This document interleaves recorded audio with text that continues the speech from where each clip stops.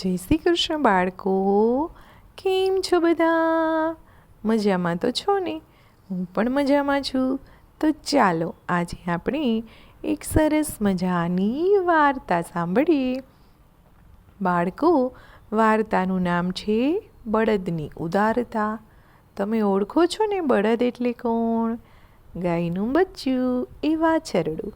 એ મોટું થાય એટલે આપણે એને બળદ કહીએ છીએ. એકવાર એક શિયાળને એક બળદે બચાવી. શિયાળે એનો આભાર માન્યો. તે હાથ જોડીને કહેવા લાગી, દાદા દાદા, તમારો આ ઉપકાર હું જીવનભર નહીં ભૂલું.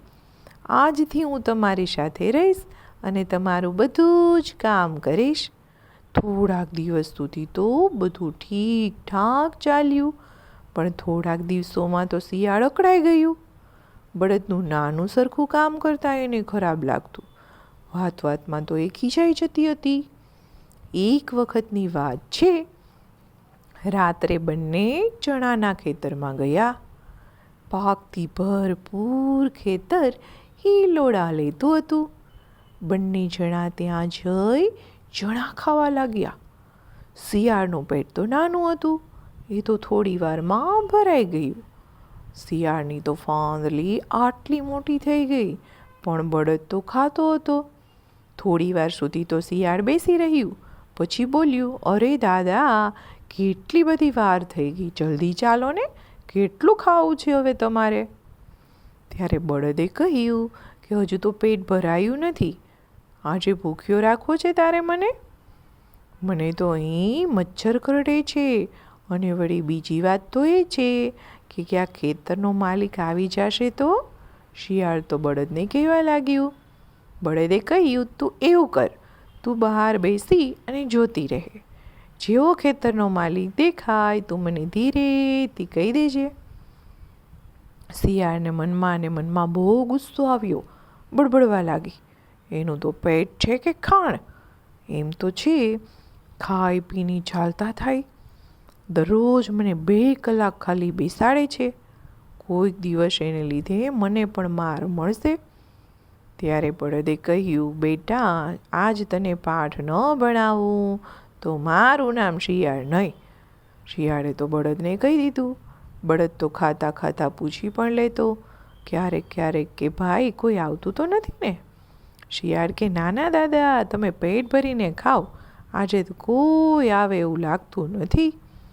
એટલે બળદ તો શાંતિથી બેસી ગયો, ચિંતા છોડી અને ખાવા લાગ્યો. તે મનમાં ખુશ થતો હતો કે આજે તો પેટ ભરીને ખાવા મળશે. પરંતુ એની વાત એના મનમાં જ રહી ગઈ. પાછળથી ફટાફટ 10-12 દંડા બળદ ઉપર પડ્યા. એને લાગ્યું કે આજે તો બધા હાડકાં ભાંગી જ જશે. જેમ તેમ કરીને માન ઉઠ્યો અને લંગડાતો દંડ ખાતો ખેતરની બહાર નીકળ્યો. પછી એમને શિયાળને કહ્યું, તે મને બતાવ્યું કેમ નહીં? ત્યારે શિયાળ તો જૂઠું બોલ્યું કે મેં તો ક્યારેય કોઈ માણસને જોયો જ નથી અહીંથી નીકળતા. બળદ સમજી ગયો, આ શિયાળભાઈ તો એકદમ ચાલાક છે. ઘણા દિવસથી એને પાઠ ભણાવવાનું વિચારતો હતો.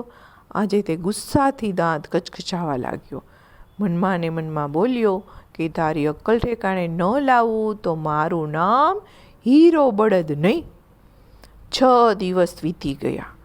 6 દિવસો પછી બળદ બોલ્યો, અરે સાંભળે છે? સાંભળ્યું કે નહીં? નદીને પાર એક ખેતરમાં ખૂબ સારો પાક છે. આવું છે તારે? નદી કિનારે તને દેડકા અને ઉંદર પણ ખાવા માટે મળશે. શિયાળભાઈના મોઢામાંથી લાડો ટપકી અને લોભાઈ ગયું. એ તો એનું પ્રિય ભોજન હતું. શિયાળ તો નદીમાં ચાલી શકતું નહોતું.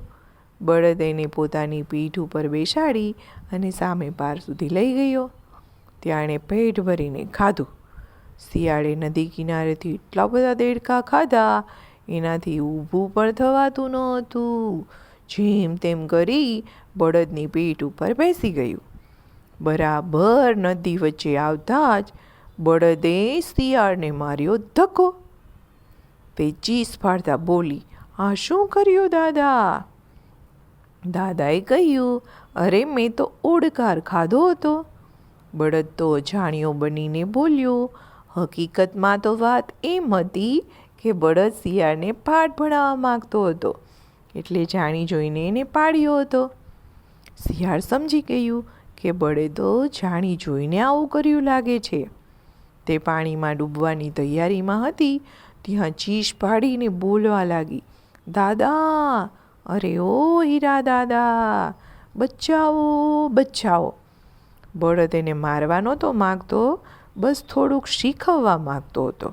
એણે તરત આગળ વધીને શિયાળને પકડી પાડ્યું, પોતાની પીઠ ઉપર ચડાવી અને નદી પાર કરાવી. કિનારે આવીને કહ્યું, મારે તને કેટલીક વાતો કહેવી છે. જો તું એમ ન સમજીશ કે તું એકલી જ હોશિયાર છે. તારામાં ચાલાકી છે તો મારામાં શારીરિક બળ વધારે છે. એમ ન સમજતી કે તું મને હેરાન જ કરતી રહીશ. શિયાળ તો મોઢું નીચું રાખીને ચૂપચાપ સાંભળતી જ રહી.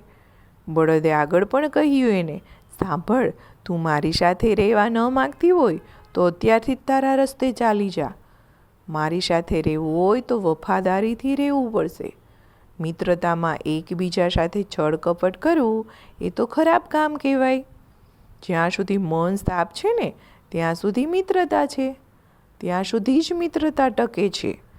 તારા મનમાં મારા માટે પ્રેમ નથી, તું મારું ભલું વિચારી પણ શકતી નથી.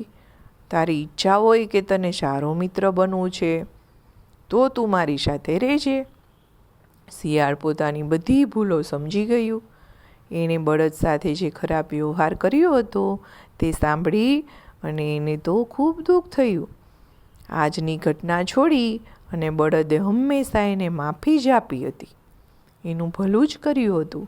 આવો સીધો સાદો દોસ્ત બીજે ક્યાં મળે? પછી તો તે આગળ વધી બળદના પગમાં આડોડતા બોલી, અરે હીરા દાદા, આજે મને માફ કરી દો. હવે પછી હું ક્યારેય ભૂલ નહીં કરું. હું તો મારા કાન પકડું છું અને હવે ક્યારેય મારાથી ભૂલ થાય ને તો તમારે મારા બંને કાન પકડીને ખેંચવાના. બળદ પણ એના બધા ગુના માફ કરી અને પ્રેમથી ચાટવા લાગ્યો અને એની સાથે ભેટી ગયો. તો આવી હતી બંનેની મિત્રતા. બંને ખાધું પીધું ને રાજ કર્યું. તો બાળકો આવજો. જય શ્રી કૃષ્ણ. નમો નમઃ.